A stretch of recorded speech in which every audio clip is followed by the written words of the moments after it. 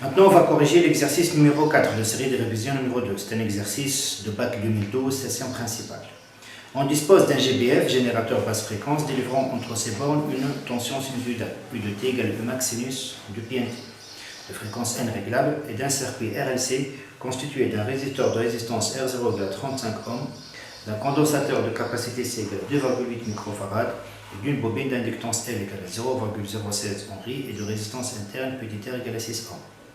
À l'aide d'un commutateur K que l'on met dans la position 1, un courant électrique oscille dans le circuit RLC série, R égale R0 plus petit r, avec une intensité I de t égale I max sinus de pi nt plus phi, où I max égale E max sur racine de R0 plus petit r plus 2 pi nl moins 1 sur 2 pi nc au carré.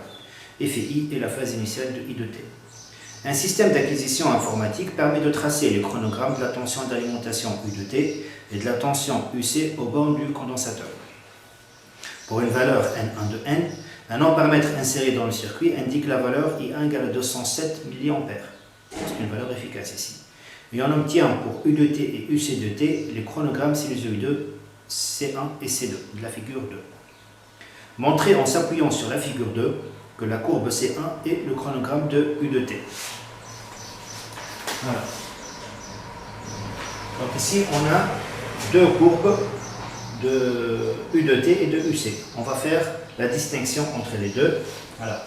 On a le déphasage entre phi U et phi I, il est toujours compris entre pi sur 2 et moins pi sur 2. Et phi UC égale à phi I moins pi sur 2. Donc phi I égale phi UC plus pi sur 2. Donc phi U moins phi UC moins pi sur 2 est compris entre moins pi sur 2 et pi sur 2 moins pi sur 2. Ceci veut dire que si je simplifie par moins pi sur 2, on trouve alors phi U moins phi UC compris entre 0 et pi. Donc phi U moins phi UC est toujours positif. Phi U moins phi UC est positif. U de t est en avance de phase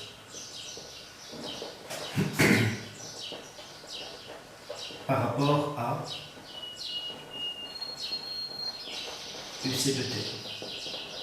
D'où la courbe qui est en avance, c'est C1.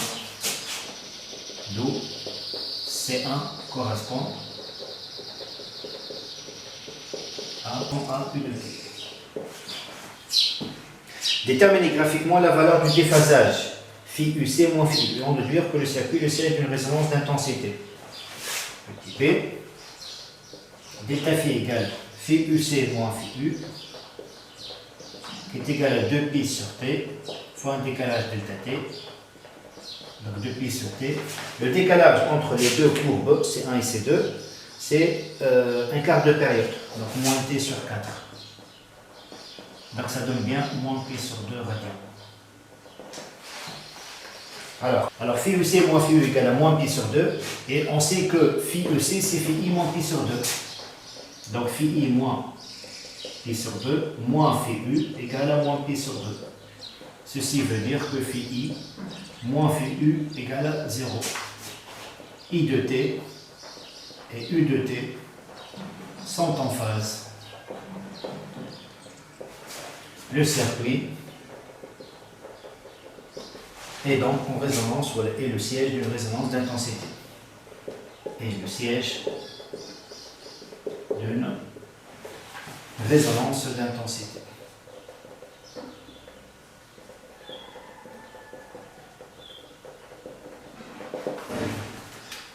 Quelle est la valeur de N1?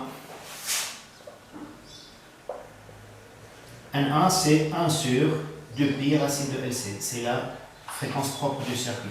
Donc 1 sur 2pi racine de L, ça vaut 0,06. Et C, ça vaut 2,8 10-6. Alors 752 Hz. Calculer les valeurs de U max et de UC max. U max, c'est Z I max, et à la résonance, Z c'est la somme des résistances. Donc ça sera R0 plus petit r fois I max. Donc R0 c'est 35 plus 6 multiplié par I1 racine de 2. 207 racine de 2 fois 10 puissance moins 3. C'est 12 volts. UC max, c'est I1 max divisé par C fois oméga 1. Donc c'est I1 max divisé par C fois 2pi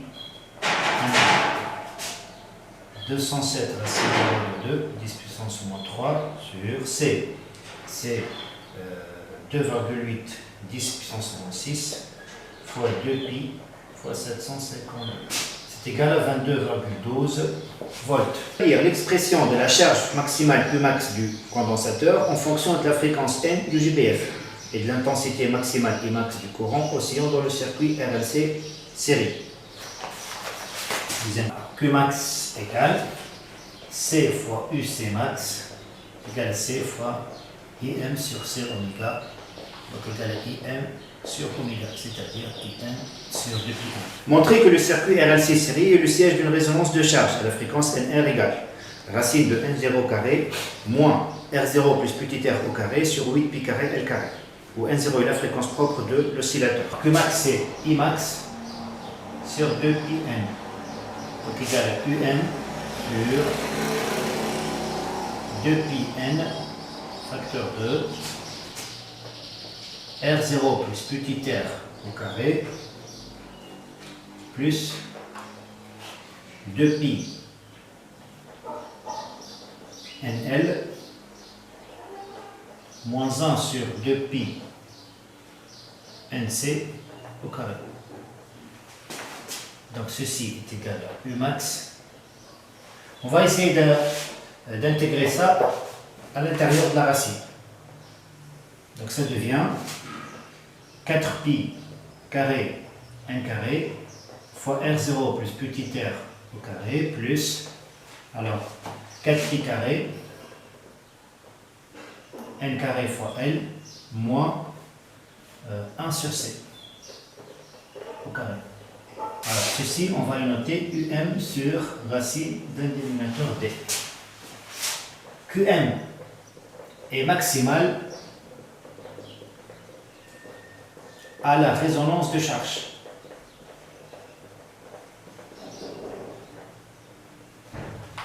Donc, il faut que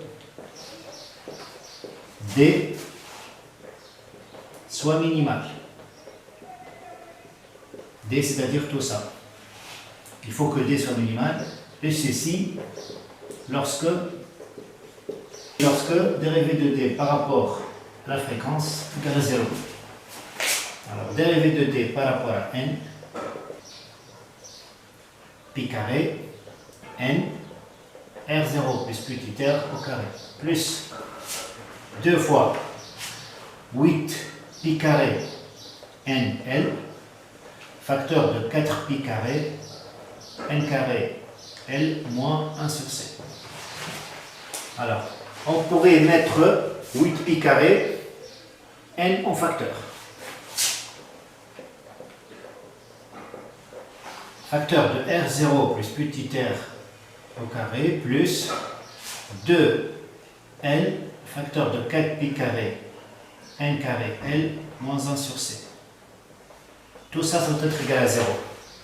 Donc mathématiquement, ça c'est égal à 0, ou bien ça c'est nul, ou bien ça c'est nul. Bien sûr, ça ne peut pas être nul, car n est non nul. 8 pi carré n, différent de 0. Donc tout ce crochet-là est nul.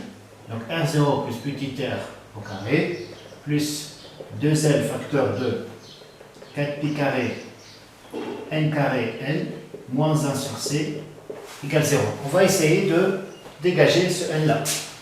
Donc ceci veut dire que 4 pi carré n carré L moins 1 sur C est égal à moins R plus petit r au carré sur 2L. Ceci veut dire que 4 pi carré n carré L égale à 1 sur C moins R0 plus petit r au carré sur 2R. Ceci veut dire que n au carré égale, alors 1 sur C que je multiplie par 4pi carré L. Donc 1 sur 4pi carré LC moins R0 plus petit r au carré sur 2L fois 4pi carré L. Ça devient 8pi carré L carré. Donc ça c'est la fréquence de résonance. Donc NR égale racine de... Alors ça c'est N0 au carré moins R0 plus petit r au carré sur 8pi carré L carré. Voilà, c'est l'expression demandée. En déduire le sens dans lequel il faut varier la fréquence N du GBF à partir de la valeur N1 pour transformer la résonance d'intensité en une résonance. Alors ici on voit bien que NR est inférieur à la fréquence propre. NR inférieur à N. Donc il faut diminuer la fréquence du GBF pour transformer la résonance d'intensité en résonance de charge.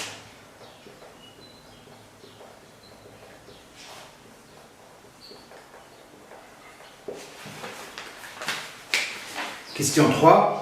Après une certaine durée de fonctionnement, et juste à l'instant où la tension UC au bord du condensateur est maximale, on bascule le commutateur K de la position 1 à la position 2. Sachant que la valeur de R égale à 6 ohms est suffisamment petite pour que le circuit RLC se mette à osciller. Préciser la nature des oscillations et donner deux propriétés distinguant ces oscillations de celles des questions 1 et 2.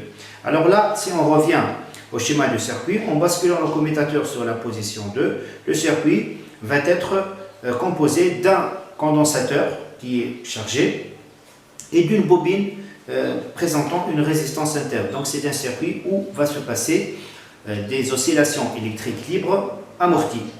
Bien sûr, ces oscillations vont être différentes aux oscillations précédentes par deux choses. Quelles sont ces deux choses? La première chose, c'est que ces oscillations sont libres, donc elles ne sont plus forcées. Et la deuxième chose, que ces oscillations sont amorties, puisqu'il y a un facteur d'amortissement qui est la résistance de la bobine. Par contre, les oscillations de la question 1 et 2 n'en sont pas amorties. Troisième question. Voilà. Les oscillations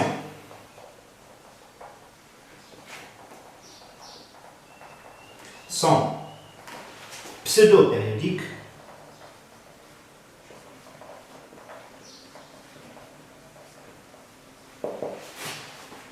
Alors, donner deux propriétés distinguant ces oscillations de celles des questions 1 et 2.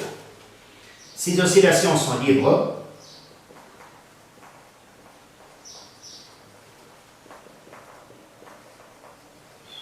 Et ces oscillations sont amorties. Libre parce que le circuit, en fermant le commutateur sur la position 2, ne renferme plus de générateur, donc les oscillations se font d'elles-mêmes, et sont amorties à cause du facteur d'amortissement qui existe dans le circuit, qui est la résistance de la bobine. Voilà, ça c'est la correction de l'exercice numéro 4.